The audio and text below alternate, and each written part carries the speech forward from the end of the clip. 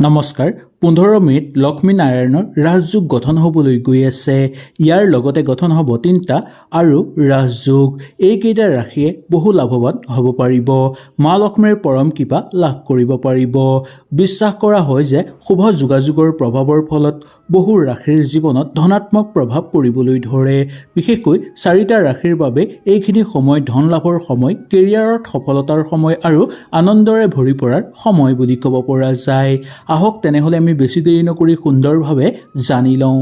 জ্যোতিষশাস্ত্ৰৰ অনুসৰি এনে বিশেষ গুৰুত্বপূৰ্ণ সময় গঠন হোৱাৰ সময়ত যি ৰাজযোগ সৃষ্টি হয় এইটো ৰাজযোগক অত্যন্ত শুভ ৰাজযোগ বুলি গণ্য কৰা হয়।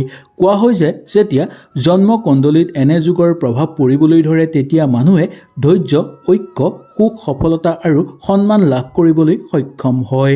15 মে' তাৰিখে লক্ষ্মী নাৰায়ণৰ ৰাজযোগৰ সৈতে সৃষ্টি হ'ব আৰু 3টা ৰাজযোগ। সেয়ে মানুহৰ জীৱনত ধনাত্মক পৰিৱৰ্তন অহাৰ সম্ভাৱনা দেখিবলৈ পোৱা যাব।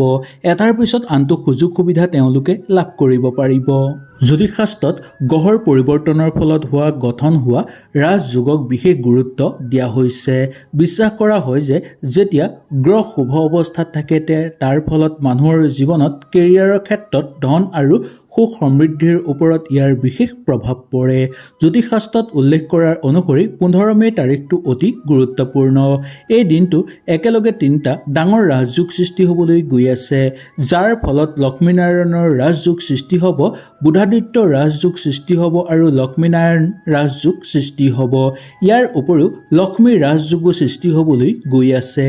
বিশ্বাস কৰা হয় যে এই শুভ যোগাযোগৰ প্ৰভাৱৰ ফলত বহু ৰাশিৰ জীৱনত ধনাত্মক পৰিৱৰ্তন আহিবলৈ ধৰে। বিশেষকৈ 4টা ৰাশিৰ জীৱনৰ সলনি দেখিবলৈ পোৱা যায়। এই সময়খিনি তেওঁলোকে বহু ধন লাভ কৰিব পাৰে, কেৰিয়াৰত ডাঙৰ সফলতা অৰ্জন কৰিব পাৰে আৰু ঘৰ পৰিয়ালত আনন্দৰে ভৰি পৰে।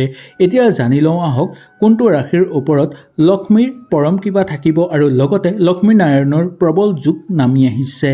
1 নম্বৰ ৰাশিটো হৈছে মেঘ ৰাশি। মেঘ ৰাশিৰ জাতক জাতিকাসকলৰ 15 মে'ৰ পাছত সলনি হ'ব যথেষ্ট পৰিমাণে আপোনালোকৰ দিন। শুভ পৰিৱৰ্তন আপোনালোকৰ জীৱনত দেখিবলৈ পাব। দীঘলীয়া ধৰি ৰৈ থকা ধন আপোনালোকে লাভ কৰিব পাৰিব। কিবা কাম যদি বহুদিনৰ পৰা অপেক্ষাৰত হৈ আছে সেই কামতো আপোনালোকে সফলতা অৰ্জন কৰিব পাৰিব। যদি আপুনি নতুন ব্যৱসায় কৰি আছে তেনেহ'লে সেই ব্যৱসায়ত সুফল লাভ কৰিব। ইয়াৰ উপৰিও নতুনকৈ যদি ব্যৱসায় কৰিম বুলি আপোনালোকে ভাবি আছে তেনেহ'লে 15 মে'ৰ পাছত আপোনালোকে কৰিবলৈ চেষ্টা কৰক। নতুন কোনো কাম আৰম্ভ কৰাৰ চিন্তা কৰিছে তেন্তে এই সময়খিনি আপোনালোকৰ কাৰণে অনুকূল হ'ব। সমাজত মৰ্যাদা বৃদ্ধি পাবলৈ ধৰিব। আপোনালোকৰ পৰিয়ালৰ মাজত আপোনালোকৰ সন্মান আৰু সহকাৰিতা বৃদ্ধি পোৱাৰ যোগ দেখিবলৈ পাব। পৈতৃক সম্পত্তিৰ পৰা লাভৱান হোৱাৰ সুযোগ আপোনালোকৰ দেখিবলৈ পোৱা যায়। আৰ্থিক অৱস্থা আগৰ তুলনাত আপোনালোকৰ ভাল হৈ পৰিব। ঘৰ পৰিয়ালৰ ক্ষেত্ৰত সুখ শান্তি আৰু সমৃদ্ধি বৃদ্ধি পাবলৈ ধৰিব। দাম্পত্যৰ ক্ষেত্ৰত অনুকূল প্ৰভাৱ দেখিবলৈ পাব। কৰ্মক্ষেত্ৰত নতুন নতুন সুযোগ সুবিধা আপোনালোকৰ জীৱনলৈ আহিব। প্ৰেমৰ ক্ষেত্ৰতো অনুকূল হ'ব। খেল ধেমালি কৰা লোকসকলৰ কাৰণে এটাৰ পিছত আনটো সুযোগ সুবিধা আপোনালোকে লাভ কৰিব পাৰিব। কাৰ্যকৰী পৰিকল্পনা সুচাৰুভাৱে সিদ্ধি হৈ পৰিবলৈ ধৰিব। প্ৰশাসনিক বিষয়াসকলৰ পদোন্নতিৰ যোগ দেখিবলৈ পোৱা যায়। কিবা কাম যদি নতুনকৈ আপোনালোকে হাতত লৈছে সেই কামত ভাল ফল দেখুৱাব পাৰিব। 2 নম্বৰ ৰাশিটো হ'ল সিংহ ৰাশি। সিংহ ৰাশি জাতক জাতিকাসকলৰ কেৰিয়াৰৰ ক্ষেত্ৰত ভাল উন্নতিৰ যোগ দেখিবলৈ পাব। কৰ্মক্ষেত্ৰত এটাৰ পিছত আনটো সফলতা দেখিবলৈ পাব। নতুন দায়িত্ব আপোনালোকৰ ওপৰত আহিব, যাৰ ফলত পদোন্নতি আপোনালোকৰ বৃদ্ধি পাবলৈ ধৰিব। ভাগ্যৰ দুৱাৰ মুকলি হৈ পৰিব। যিসকল লোকে চাকৰি কৰি আছে তেওঁলোকৰ কাৰণে চাকৰিৰ ক্ষেত্ৰত পদোন্নতি আৰু দৰমহা বৃদ্ধিৰ যোগ আছে। লগতে যিসকল লোকে চাকৰি বিচাৰি আছে তেওঁলোকৰ কাৰণে আপোনালোকে প্ৰস্তুতি আৰম্ভ কৰিব পাৰে। তেওঁলোকে ভাল খবৰ পাবলৈ সক্ষম হ'ব। ব্যৱসায়িক বাণিজ্যৰ লগত জড়িত লোকসকলে লাভৱান হ'ব পাৰিব। এই সময়খিনি ডাঙৰ ব্যৱসায়িক চুক্তিত স্বাক্ষৰ হ'ব পাৰে আৰু লগতে গুৰুত্বপূৰ্ণ কৰ্মত সম্পূৰ্ণ ফল আপোনালোকে লাভ কৰিবলৈ সক্ষম হ'ব। শিক্ষাৰ মানদণ্ড বৃদ্ধি পাবলৈ ধৰিব। শিক্ষাৰ কাৰণে ঘৰৰ পৰা বাহিৰলৈ আপোনালোক যাবলগীয়া হ'ব পাৰে। প্ৰেমত গুৰুত্বপূৰ্ণ পৰিৱৰ্তন আৰু শুভ পৰিৱৰ্তন দেখিবলৈ পাব। কেৰিয়াৰৰ ক্ষেত্ৰত এটাৰ পিছত আনটো সুযোগ আপোনালোকৰ জীৱনলৈ আহিব। কেৰিয়াৰত উন্নতি হ'বলৈ ধৰিব। অৰ্থৰ উপাৰ্জনৰ মাত্ৰা বৃদ্ধি পাবলৈ ধৰিব। তেনেধৰণে অৰ্থ আপোনালোকে জমা কৰি ৰাখিব পাৰিব। সামাজিক ক্ষেত্ৰত খ্যাতি বৃদ্ধি পাবলৈ ধৰিব। নতুনকৈ কিবা কাম আৰম্ভ কৰিব বিচাৰিলে কৰিব পাৰিব।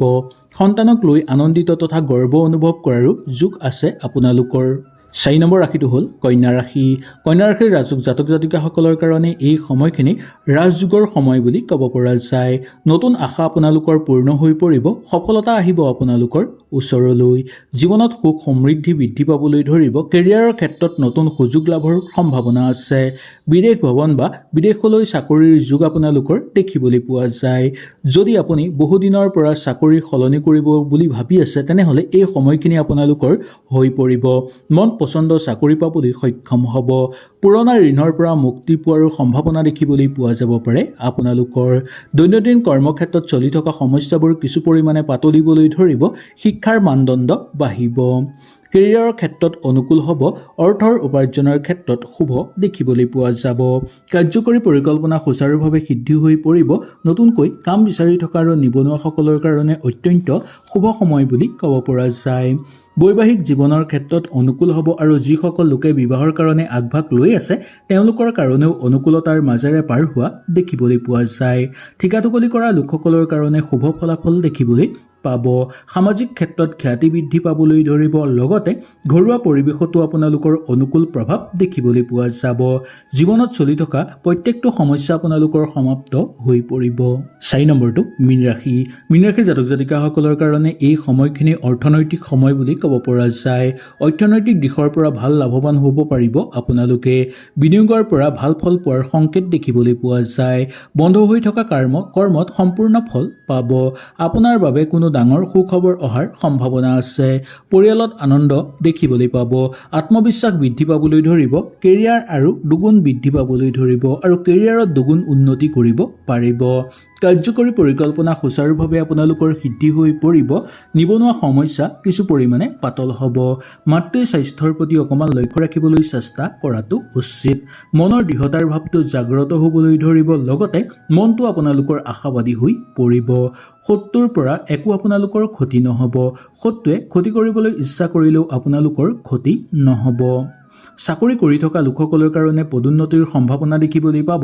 যিসকল লোকে চাকৰি বিচাৰি আছে তেওঁলোকৰ কাৰণে আশাৰ ৰেঙনি দেখিবলৈ পোৱা যায়। ঘৰত কাৰোবাৰ বিয়া বাৰুৰ কথা আলোচনা কৰি যদি আপোনালোকে চাব বিচাৰে তেনে ক্ষেত্ৰত সুন্দৰভাৱে চাব পাৰিব। ধৰ্মীয় ক্ষেত্ৰত যোগদান কৰি আনন্দিত অনুভৱ কৰিব পাৰিব। প্ৰেমৰ ক্ষেত্ৰত অনুকূল থাকিব। ভ্ৰমণ কৰিব বিচাৰিলেও নিঃসন্দেহে আপোনালোকে ভ্ৰমণ কৰিব পাৰিব। হয়তো এই ভিডিঅ'টোৰ যোগেদি আপোনালোকে সুন্দৰভাৱে বুজি পালে।